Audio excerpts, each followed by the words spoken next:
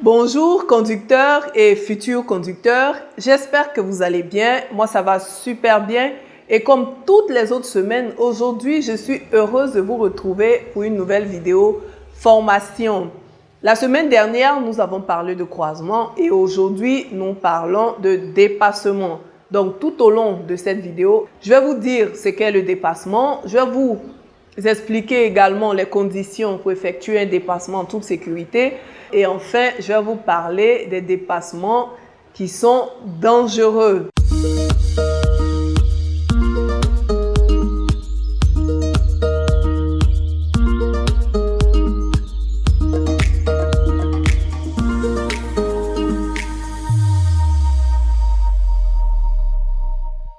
Pour toutes les personnes qui nous prennent en marche pour la première fois, je suis Kone Wanju Anne Kamingesan, je suis monitrice certifiée d'auto-école et je suis surtout une passionnée de l'enseignement au cours de la route et de la conduite automobile. Alors, vous l'aurez deviné, ici nous parlons de toutes les règles et de tous les règlements relatifs à l'utilisation des voies publiques. Et comme je le disais tantôt, nous allons passer à la définition du dépassement. C'est quoi le dépassement? On va simplement retenir que le dépassement, c'est le passage d'un véhicule devant un autre, tous deux allant dans la même direction et dans le même sens. Le passage d'un véhicule devant un autre, tous deux allant dans la même direction et dans le même sens. Alors, pour expliquer beaucoup plus simplement, on va dire, vous êtes dans votre voiture et il y a un véhicule qui vous précède. À un moment, vous vous rendez compte que le véhicule va à une allure qui devient un peu lente. Pas parce qu'il y a un danger ou pas parce qu'il est en train de dépasser la limitation de vitesse, mais pour une raison peut-être que vous ignorez, il commence à aller assez lentement. Alors, vous envisagez de passer devant lui. En ce moment, on dit, vous envisagez faire un dépassement. Mais avant d'entamer toute manœuvre de dépassement, il y a certaines conditions à remplir. Et lorsqu'une seule de ces conditions n'est pas remplie, il faut laisser tomber le dépassement et attendre un moment beaucoup plus favorable. Alors, on va tout de suite passer aux conditions pour effectuer un dépassement sans danger. Alors, la première condition, on va dire qu'il faut regarder la signalisation. Il faut que la signalisation l'autorise. Alors, dans les vidéos passées, nous avons parlé de ce qu'est la signalisation. Nous avons également vu les différents types de signalisation qui existent. Pour toutes ces personnes-là qui n'ont pas vu les vidéos, vous pourrez aller les voir. Nous allons laisser les liens pour aller les consulter. Alors, ici, en l'occurrence, lorsqu'on parle de dépassement, on va plutôt regarder la signalisation horizontale et la signalisation verticale. Donc, avant d'entamer un dépassement, je vais regarder si la signalisation au sol l'autorise. Donc, je vais regarder si la ligne axiale, c'est-à-dire la ligne qui va diviser la chaussée en voies, je vais regarder si la ligne axiale n'est pas une ligne continue. Alors, lorsque la ligne axiale est une ligne continue, je vais laisser tomber le dépassement et attendre un moment beaucoup plus favorable. En second lieu, je vais regarder si la ligne axiale n'est pas une ligne de dissuasion. Une ligne de dissuasion, c'est une ligne qui a les traits rapprochés.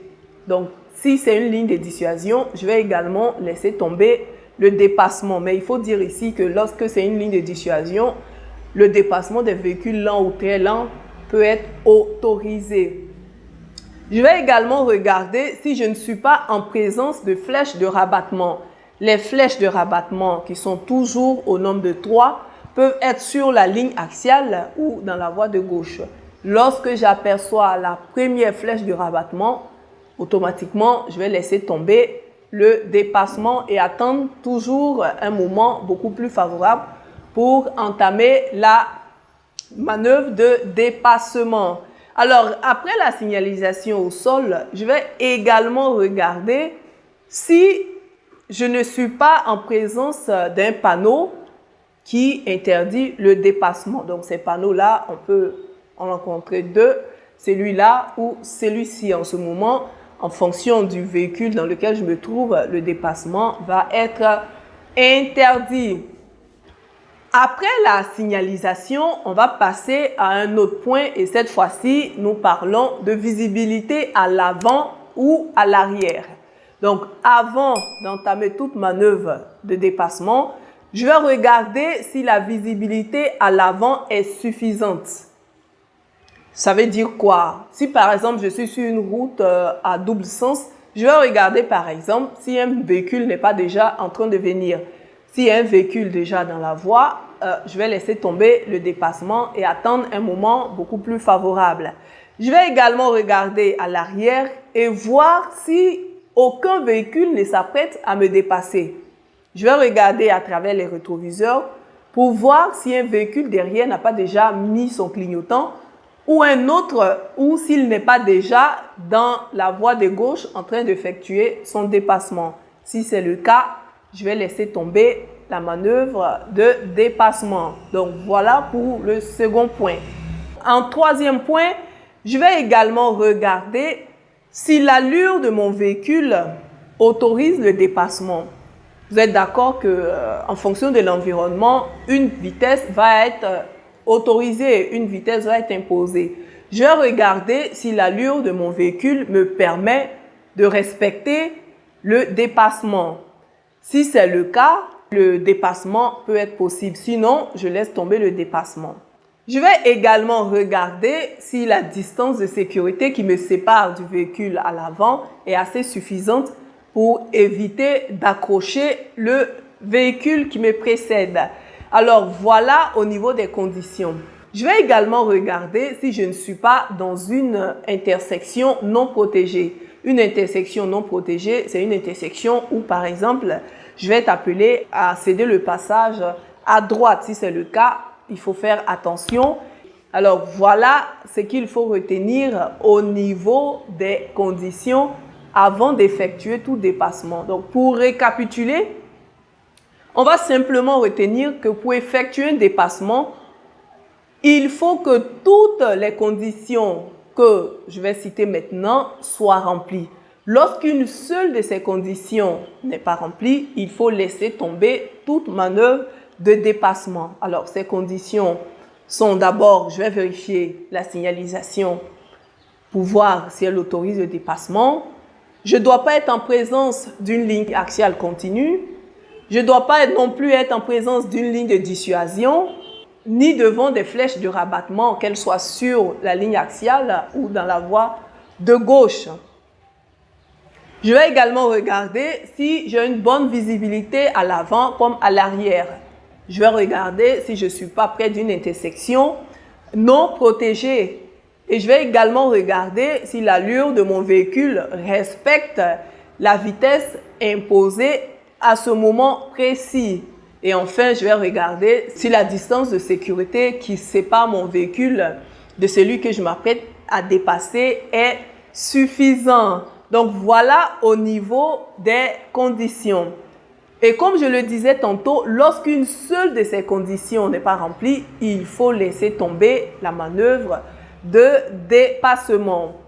Mais lorsque toutes les conditions sont réunies, on va passer à la manœuvre de dépassement. Alors, comment faire le dépassement sans se mettre en danger soi-même, ni mettre en danger les autres usagers? Alors, avant le dépassement, je vais mettre mon clignotant gauche. Avant le dépassement, je vais mettre le clignotant gauche.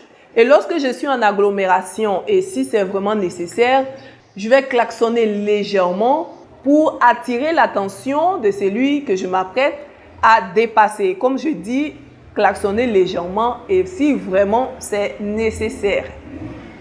Et lorsque cette première étape est franchie, pendant le dépassement, je vais me rabattre suffisamment dans la voie de gauche tout en laissant un intervalle latéral de 50 mètres entre mon véhicule et le véhicule que je m'apprête à dépasser, ou un intervalle d'1 mètre ou 1,50 m s'il s'agit de piétons ou de deux roues.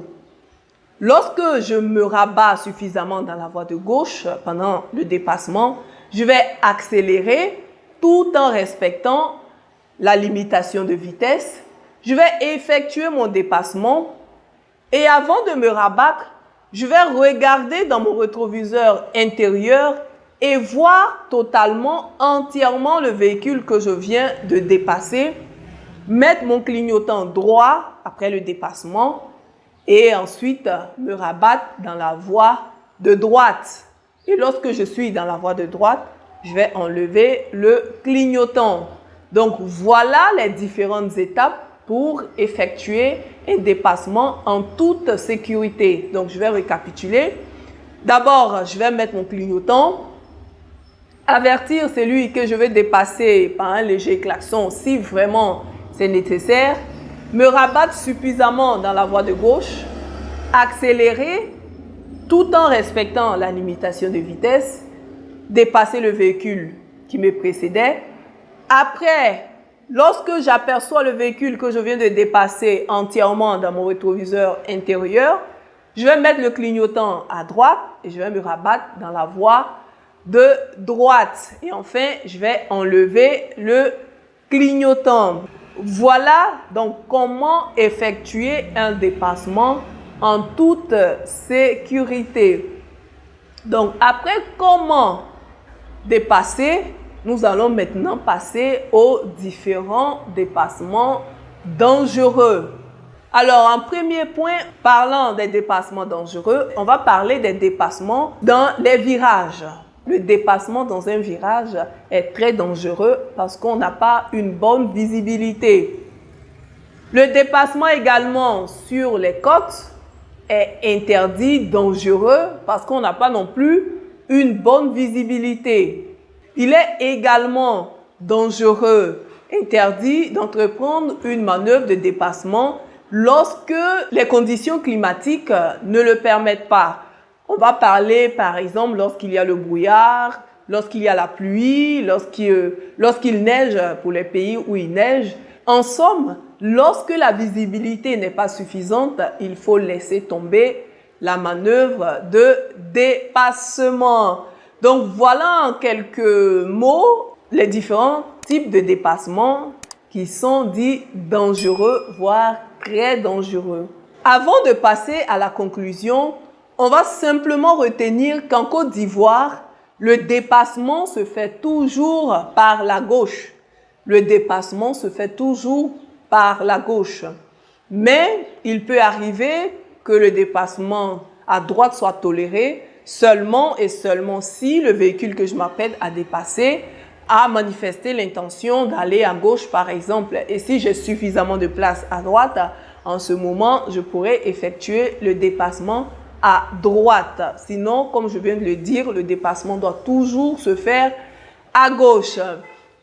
Pour conclure, on va simplement retenir qu'avant d'entamer toute manœuvre, quelle qu'elle soit, un conducteur doit s'assurer qu'il ne met pas en danger les autres conducteurs, qu'il n'engage pas non plus sa propre sécurité, mais qu'il agit en respectant le code de la route. Dans le cas contraire, en plus de la possibilité d'être sanctionné par une contravention, le risque de causer un accident ou d'entraîner le décès d'un ou de plusieurs personnes est réel.